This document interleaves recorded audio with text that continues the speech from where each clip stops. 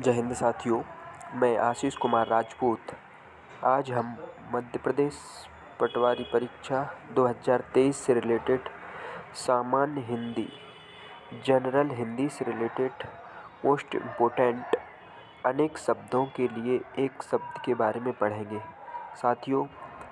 तो चलिए दोस्तों, हम बिना समय गवाए हुए वीडियो को स्टार्ट करते हैं।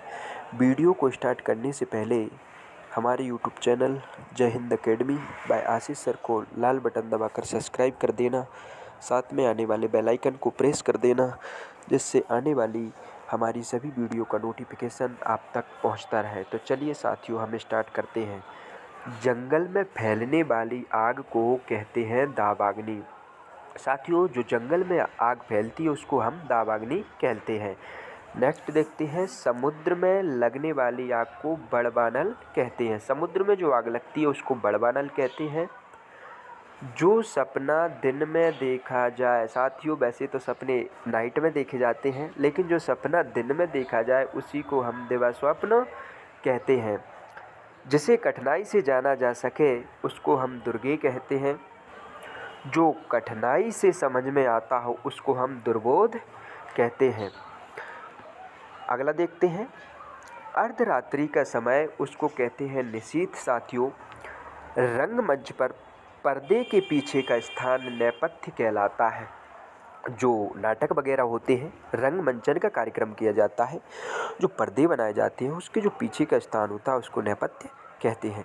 आजीवन ब्रह्मचर्य व्रत लेने वाले को नैष्ठिक कहते हैं। नाटक का पर्दा गिरना, जो नाटक होता है उसका पर्दा गिरता है उसको हम पटापेक्ष कहते हैं। नेक्स्ट देखते हैं साथियों, रंगमंच का पर्दा होता है उसको यवनिका कहते हैं।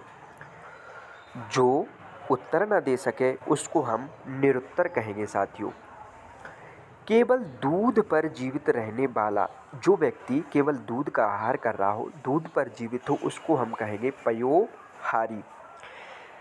शरणागत की रक्षा करने वाले को क्या कहते हैं साथियों? जो व्यक्ति किसी व्यक्ति की शरण में चला जाता है, उसकी वो रक्षा करता है, शरणार्थी बन जाता है, उसको कहते हैं प्रणतपाल। एक बार कही हुई बात को दोहराते रहना, यानी एक बात कह दी और उसी को बार बार दोहराते रहना साथियों क्या कहलाएगा? पृष्ठ पोषण कहलाता है। एक बार जो दोहराई गई बात है उसको क्या कहेंगे? पृष्ठ पोषण कहते हैं। नेक्स्ट देखते हैं साथियों, जो पूछने योग्य हो, यानी जो पूछने योग्य हो उसको कहेंगे हम प्रश्नव्य। प्रमाण द्वारा सिद्ध करने योग्य को कहेंगे प्रमेय। रात का भोजन, यानी जो हम रात्रि के समय में भोजन करते हैं उसको हम ब्यालू कहते हैं या रात्रि भोज भी कहते हैं। जिसकी आंखें मगर जैसी हो, जिसकी आंखें जो मगर होती हैं, मगर होता है जो समुद्र में रहता है, नदियों में रहता है, उसकी जैसी आंखें होती हैं उसको कहते हैं मकराक्ष। जिस स्त्री की आंखें मछली के समान हो उसको कहेंगे मीनाक्षी। जिस पुरुष की आंखें मछली के समान हो उसको कहेंगे मीनाक्ष। हरण के नेत्रों सी आंखों वाली, यानी जो हिरण होती है, जिस स्त्री की आंखें हिरण के समान होती हैं उसको कहते हैं साथियों मृगनयनी। मोक्ष प्राप्त करने की इच्छा, जिस व्यक्ति को मोक्ष प्राप्त करने की इच्छा होती है उसको कहते हैं मुमुक्षा। साथियों, नेक्स्ट देखते हैं कि मरने की इच्छा यानी मुमूर्षा, और युद्ध करने की इच्छा को कहते हैं योत्सा। सृजन करने की इच्छा को कहते हैं शुश्रूषा। खुले हाथ से दान देने वाला यानी मुक्त हस्त कहलाता है। माता की हत्या करने वाला मातृहंता कहलाता है। और जिसने मृत्यु को जीत लिया हो उसको कहते हैं मृत्युंजय। साथियों, भय कन्या, जिसका विवाह करने का वचन दे दिया गया हो उसको वाग्दत्ता कहते हैं। भय कन्या, जिसका विवाह करने का वचन दे दिया गया हो उसको वाग्दत्ता कहते हैं। व्याकरण का ज्ञाता वैयाकरण कहलाता है। जो व्याकरण का ज्ञानी होता है उसको साथियों वैयाकरण कहते हैं। शत्रु का नाश करने वाले को शत्रुघ्न कहते हैं। जिसका कोई आदि और अंत ना हो उसको हम शाश्वत कहते हैं। जो सब कुछ जानता हो उसको हम सर्वज्ञ कहते हैं। सब कुछ पाने वाला सर्वलब्ध कहलाता है। साथियों, नेक्स्ट देखते हैं साथियों, ये अपना हो गया था 34 नंबर वाला, सब कुछ पाने वाला सर्वलब्ध।